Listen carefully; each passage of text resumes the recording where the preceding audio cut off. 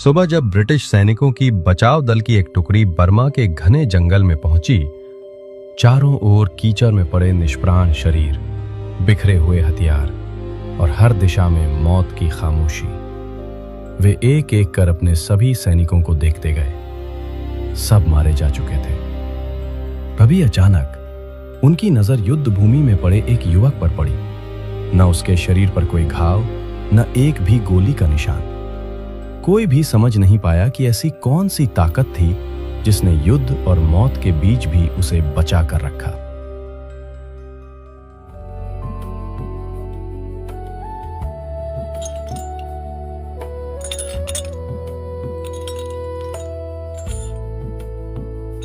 ये तो लोहे के टुकड़ों जैसा लग रहा है।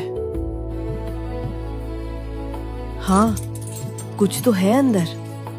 आवाज भी वैसी ही। उत्तर प्रदेश के अकबरपुर गांव में सन 1900 के आसपास जमींदार दुर्गा प्रसाद शर्मा जी के घर एक बालक का जन्म हुआ।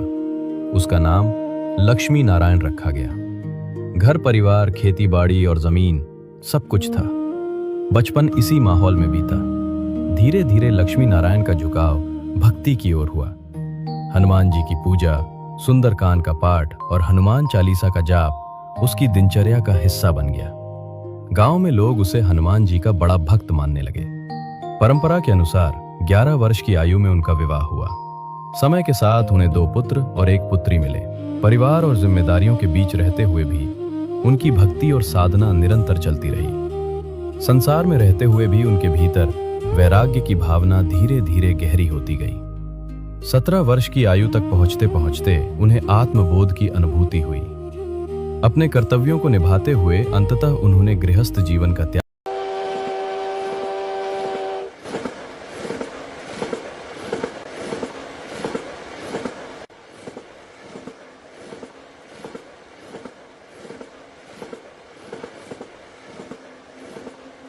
टिकट दिखाइए। सुना नहीं क्या? टिकट कहाँ है?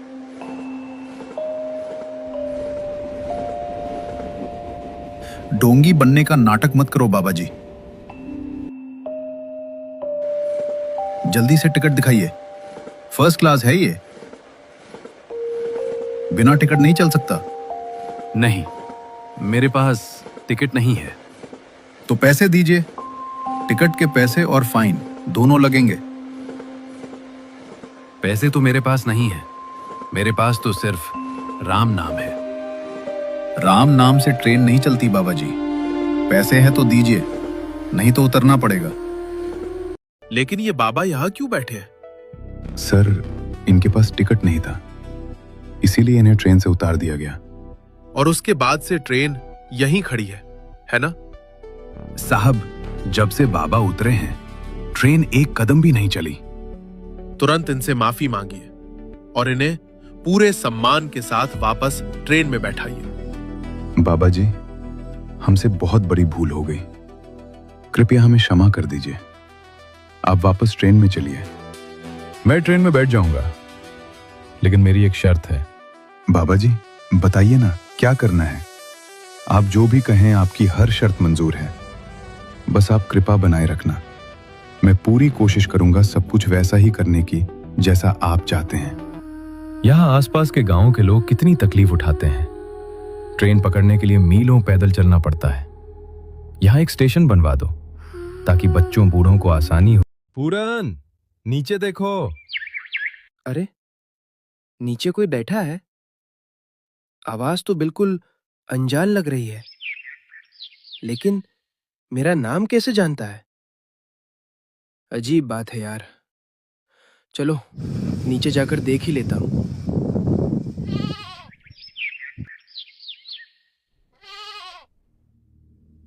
आप मुझे ही बुला रहे हैं क्या? हाँ पूरन, नीचे आओ। बाबा, आप मेरा नाम कैसे जानते हैं? मैंने आपको पहले कभी नहीं देखा। पूरन, तुम्हें अभी नहीं, कई जन्मों से जानता हूं। चलो, भूख लगी है, घर से खाना ले आओ। जी बाबा, आप यहीं रुकिए, मैं अभी लाता हूं।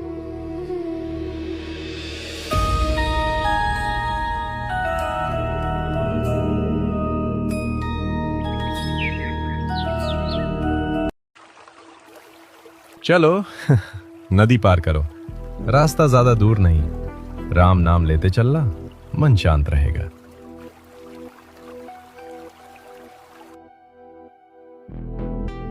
यहीं खोदना है हमें। बाबा, यहाँ तो सिर्फ पत्थर और झाड़ियां हैं। हम तो बचपन से यहाँ आते जाते हैं, कभी कुछ खास नहीं लगा। सच बाबा, इस जगह पर तो कभी कुछ नहीं रहा, जंगल ही है चारों तरफ। इन पत्थरों के पीछे बहुत कुछ छिपा है, जो दिखाई देता है वो पूर्ण सत्य नहीं।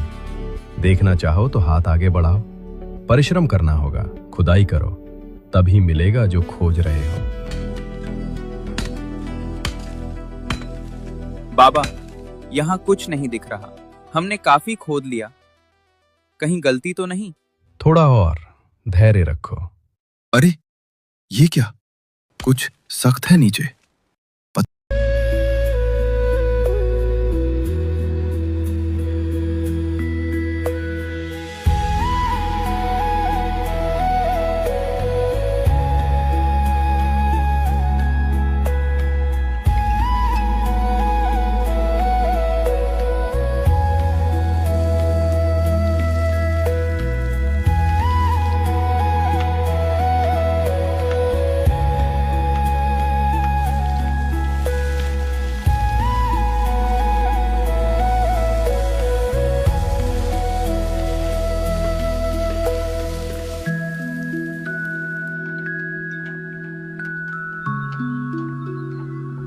अरे घी तो बहुत कम बचा है, लगता है बस कुछ ही मिनट का है।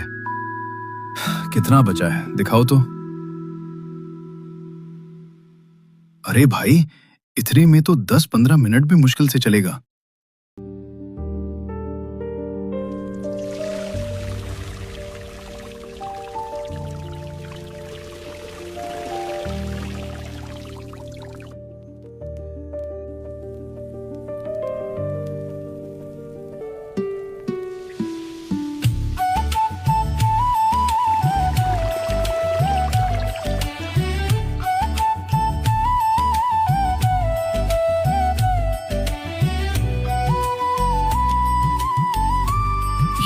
ये घी बन गया। चुप, कुछ मत बोल, बस देख, बाबा की कृपा है। उस दिन भंडारा रुकने का नाम ही नहीं ले रहा था। भक्तों की आंखों के सामने नदी का पानी घी बनता चला गया।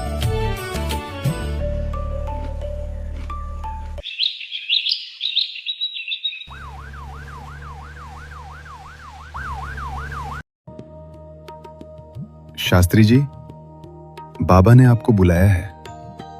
और शास्त्री जी, बाबा को हमारी बैठक की बातें भी पता है, चीन वाली चर्चा, सब कुछ। उन्होंने क्या कहा? बस यही कि आप क्यों नहीं आए, और यह भी कि आप साधुओं में विश्वास नहीं करते, इसीलिए गाड़ी में बैठे हैं। नमस्कार महाराज जी, मैं यहाँ आने की उम्मीद नहीं थी। शास्त्री, तुम तो मेरे लिए गुलाब लाने वाले थे, फिर क्या हुआ, भूल गए? ये बात मैंने किसी से नहीं कही थी, कभी नहीं, न तो मंत्री जी से न किसी और से। ये सिर्फ मेरे मन में था। मैं समझ नहीं पा रहा हूँ, ये कैसे संभव है। चलते चलते अचानक कंधे से अपना कंबल जमीन पर फेंक देते हैं और फिर बिना मुड़े, बिना रुके धीरे धीरे आगे बढ़ जाते हैं। बाबा जी, आपका कंबल गिर गया। अब हम निकल सकते हैं बाबा जी, जीप तैयार है, सामान भी रख दिया है। आज जीप से नहीं चलना, ट्रेन से जाना है।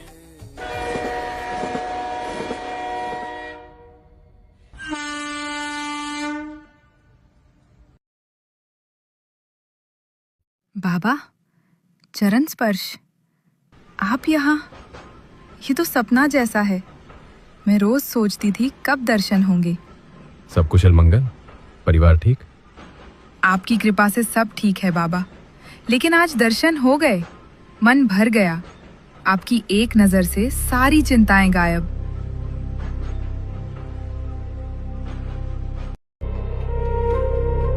बीपी क्रिटिकल है, बहुत कम। नर्स, इंजेक्शन तैयार करो। जी सर, अभी। बाबा प्लीज ये छोड़िए मत, अभी थोड़ा और, आप ठीक हो जाएंगे। ये सब व्यर्थ है। राम का नाम है बस। जगदीश, जगदीश, जगदीश।